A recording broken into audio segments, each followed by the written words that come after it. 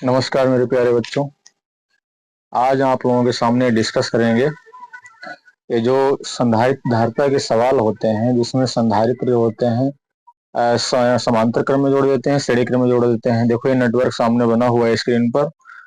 तो इसमें क्या है, इसमें देखो प्रत्येक संधारित्र की धारिताएं दी गई हैं और ये कह रहा है कि इनके बीच में जो तुल्य धारिता है वो दी गई है, और अकेला जो सी दिया गया है इसका निकालना है।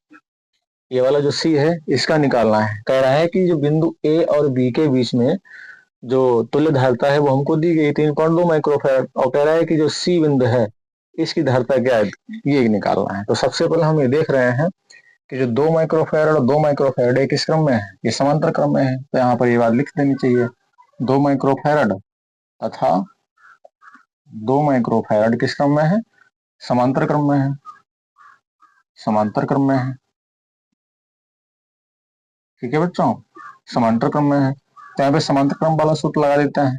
2 + 2 कितना हो जाएगा, 4 माइक्रोफैराड हो जाएगा। अब जो 4 माइक्रोफैराड है वो इसके किस क्रम में हो जाएगा, श्रेणी क्रम में हो जाएगा।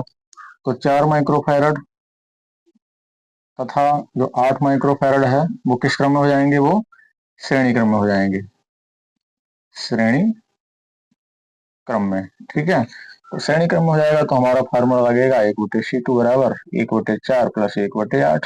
और हम जानते हैं कि 4 और 8 का एलसीएम 8 होता है। तो 4 दूना 8 + 8 = 8, तो कितना हो जाएगा, 3/8।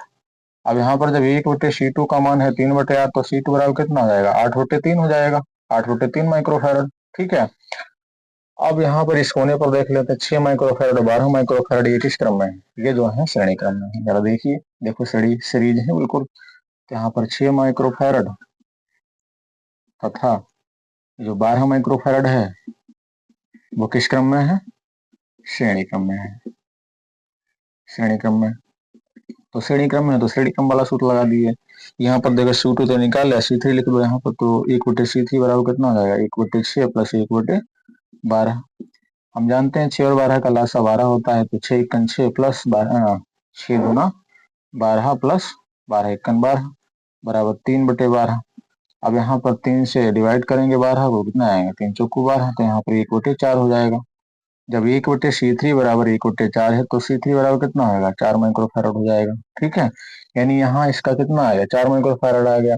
अब ये जो 4 माइक्रोफैरड, ये 4 माइक्रोफैरड किस क्रम हो जाएंगे, इस समांतर क्रम हो जाएंगे। तो 4 माइक्रोफैरड तथा 4 माइक्रोफैरड किस क्रम में हो जाएंगे, समांतर क्रम में हो जाएंगे, समांतर क्रम में। ठीक है बच्चों, तो समांतर क्रम का सीधा सा सूत्र होता है C3 हम लिखते हैं, आपकी बात C4 लिखो। तो C4 बराबर कितना हो जाएगा, 4 + 4 बराबर कितना हो जाएगा, 8 माइक्रोफैरड। ठीक है, यहाँ तक कितना हमारा निकला है, 8 माइक्रोफैरड। और इधर कितना निकला था हमारा, अच्छा हाँ, जो 8 माइक्रोफैरड है वो इसके किस क्रम में हो जाएगा, ये श्रेणी क्रम में हो जाएगा। तो यहाँ पे लिख सकते हैं 8 माइक्रोफैरड तथा ये कितना है, 1 माइक्रोफैरड। तो 1 माइक्रोफैरड जो है वो हमारा किस क्रम में हो जाएगा, श्रेणी क्रम में हो जाएगा, श्रेणी क्रम में। अब जब श्रेणी क्रम में हो जाएगा तो यहाँ पर क्या लिखेंगे, तो जब श्रेणी क्रम में हो जाएगा तो यहाँ पर 1/, देखो C3 हम लिख चुके हैं। तो C4 बराबर कितना हो जाएगा, 1/8, नहीं नहीं, हाँ ठीक है, श्रेणी क्रम हो जाएगा। तो प्लस 1/1, तो यहाँ पर कितना हो जाएगा, 8 इसका लासा ले लेते हैं। तो 1 + 8 बराबर कितना हो जाएगा, 9/8। ठीक है, तो जब 1/C4 बराबर कितना है, 9/8 है, तो C4 बराबर कितना हो जाएगा, 8/9 माइक्रोफैरड हो जाएगा। अब हम देखते हैं कि इस तरीके से, देखिए इसका एक सिरा ये, इसका एक सिरा ये, तो इस तरीके से इसको सीधा करेंगे तो आपस में किस क्रम में हो जाएंगे, ये वाला जो है, ये वाला, ध्यान दो, इसका जितना आया है, इसका इतना आया है, और इस पूरे का जो आया है, ठीक है, ये वाला टोटल। तो ये जो है C4 इस वाले का आया है, और यहाँ पर C2 इसका निकाला था 8/3। ठीक है, 8/3। तो यहाँ आपस में समांतर क्रम में हो जाएंगे। तो यहाँ पर क्या लिखेंगे, 8/3 माइक्रोफैरड यानी C2, यानी C2 तथा ये कितना है, C4 किस क्रम में है? समांतर क्रम में है। समांतर क्रम में है। समांतर क्रम में है तो सीधा सीधा सूत्र लगेगा। सी बराबर क्या हो जाएगा? 8/3 और प्लस 8/9। अब यहाँ पर 3 और 9 का एलसीएम जो है जानते हैं कितना होता है? 9 होता है। तो 3 तिया 9, सॉरी 3 तिया 9, 3। अब यहाँ पर 3 के ऊपर गुणा आएगी तो 3 अठो 24 प्लस, अब यहाँ पर 9 1 9, तो 8 1 8, तो यहाँ पर कितना होगा? 24 और 8 कितने हो जाएंगे? 32। तो 32/9 माइक्रोफैराड। ये 32/9 जो है आया है। और हमको दिया क्या गया है? हमको दिया गया है 3.2। तो प्रश्नानुसार क्या है? प्रश्नानुसार, प्रश्न में हमको दिया गया है प्रश्नानुसार, ऐसा करो सी का मान जो है, हाँ एक चीज यहाँ पर और देख लेते हैं। इसका तो आ गया है, पूरे का तो आ गया है। अब जरा देखिए ये किस क्रम में हो जाएगा? ये श्रेणी क्रम में हो जाएगा। किस क्रम में हो जाएगा? श्रेणी क्रम में हो जाएगा। तो यहाँ पर क्या लिखेंगे? इसको हम सीडस मान लेते हैं, ठीक है, क्योंकि सी हमारा दिया गया है। तो यहाँ पर जो सीडस तथा सी श्रेणी क्रम में है। किस क्रम में है? श्रेणी क्रम में। तो यहाँ पर हमारा सूत्र क्या लग जाएगा? और प्रश्नानुसार दिया गया है हमारा, मान लो एक सी डबल डैश बराबर दिया गया है हमारा, ठीक है, 3.2।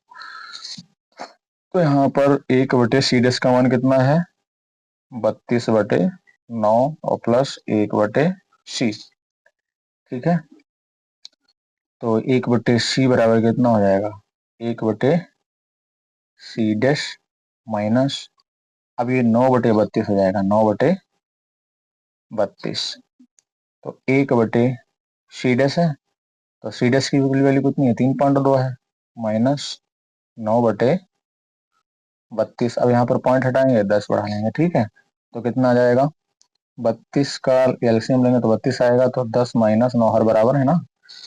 तो यहाँ पर जो है 1/सी बराबर कितना हो जाएगा? 10 में से 9 गए, 1/32। तो सी बराबर कितना आ जाएगा? 32, ठीक है। इसका मतलब सी का मान कितना है? 32 माइक्रो कूलम है। यही हमारा जो है आंसर आ जाएगा।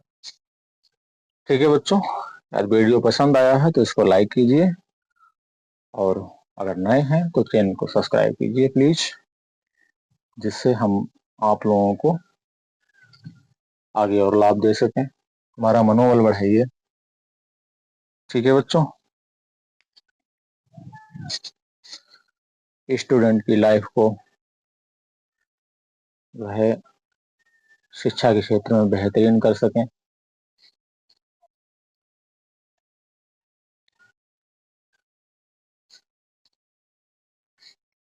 इसी प्रकार से अगला सवाल देख लेते हैं, पहले इसको हटा देते हैं।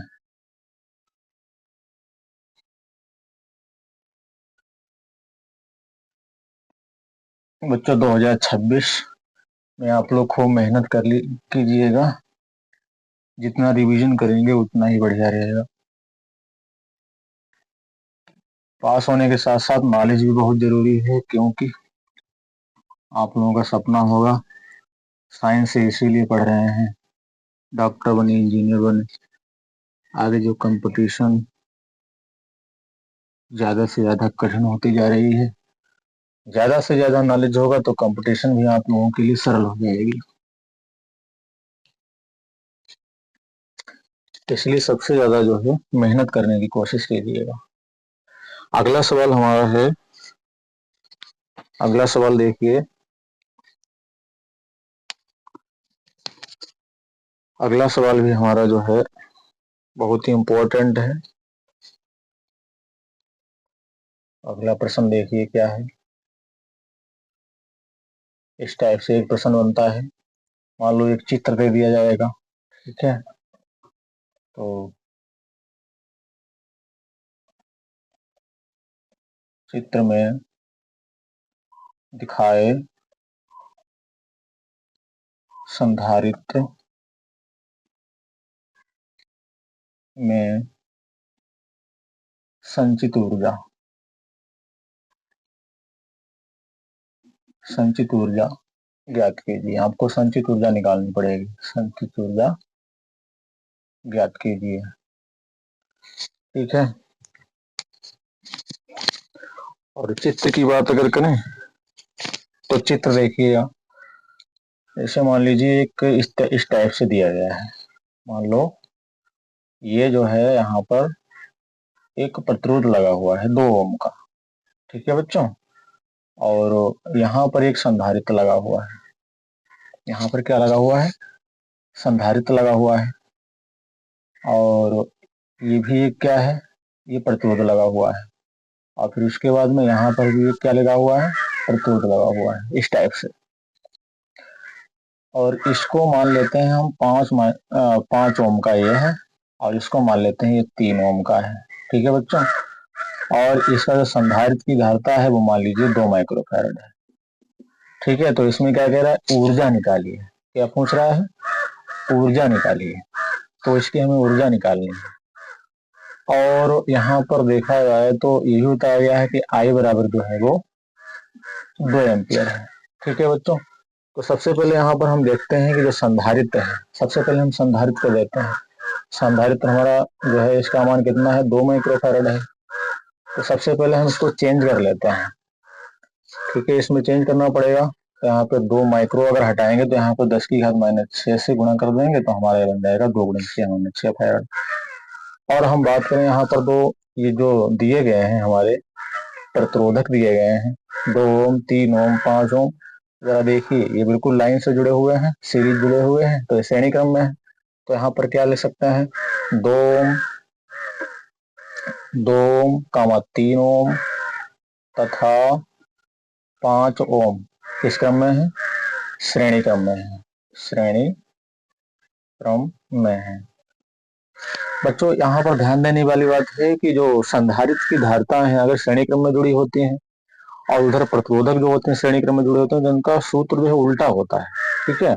यहाँ पर ये जो प्रतिरोधक जुड़े हुए हैं ये श्रेणी क्रम में है, तो इसका सूत्र क्या बन जाएगा? इसका सूत्र बन जाएगा R बराबर R1 + R2 + R3 इस तरीके से। तो R1 का मान 2 है, R2 का मान 3 है और R3 का मान कितना है? 5 है। तो यहाँ पर 2, 3, 5 और 5 कितना हो जाएंगे? 10 ओम। तो यहाँ पर कितना आएगा? ये तो 10 ओम हो जाएगा। तो यहाँ पर हम वोल्टेज देखते हैं। ठीक है। सबसे पहले इस पर हम ये देख लेते हैं कि वोल्टेज कितना है। ओके। क्योंकि हमको धारा दी गई है। तो हमारा ओम के नियम से एक सूत्र होता है IR, ये वाला सूत्र होता है। तो आई की वैल्यू हमको दी गई है। आई बराबर कितना है? आई बराबर हमको दिया गया 2 एम्पियर। तो यहाँ पर आई का मान 2 और आर का मान 10, तो कितना हो गया? 2 सामान यानी 20 वोल्ट हो गया। कितना हो गया? 20 वोल्ट हो गया। अब हम आराम से यहाँ पर निकाल सकते हैं। हमें जब वोल्टेज पता लग गया है तो ये जो चित्र में दिखाया गया संधारित्र में संचित ऊर्जा, ये जो संचित ऊर्जा है इसमें जो ऊर्जा जाएगी इसमें, तो हम आराम से इसमें निकाल सकते हैं संचित ऊर्जा। संचित ऊर्जा E बराबर 1/2 CV²। ये फार्मूला होता है। तो 1/2 गुणे सी की वैल्यू कितनी है? यहाँ पर सी की वैल्यू अभी निकाल के रखी है 2 × 10⁻⁶ और अभी बी भी निकाल रखा है तो 20 × 20। ठीक है बच्चों। तो 2 से 2 डिवाइड हो जाएगा, कैंसिल हो जाएंगे, तो यहाँ पर क्या हो जाएगा? 20 × 400। तो 400 × 10⁻⁶। अब यहाँ पर 4 × 10⁻0 जो है क्या करेंगे? 2 जीरो है तो इसकी 2 घातों को कम कर देंगे। तो यहाँ पे 4 × 10⁻4 जूल हो जाएगा। इसको हिंदी में बच्चों लिख सकते हैं। तो 4 × 10⁻4 जूल इसका आंसर आता है। जरा देखिए, इसको चेक कर लिया। ठीक है बच्चों। आप लोग इसका स्क्रीनशॉट ले सकते हैं और ज्यादा से ज्यादा रिवीजन कीजिए क्योंकि आप लोगों की परीक्षाएं निकट आ चुकी हैं कि 18 फरवरी से पेपर स्टार्ट हो जाएंगे यूपी बोर्ड वालों के। और आप लोग ज्यादा से ज्यादा मेहनत कीजिए और अच्छे नंबर लाइएगा। ज्यादा से ज्यादा रिवीजन कीजिए। इस टाइम रिवीजन वर्क जो है चल रहा है। धन्यवाद।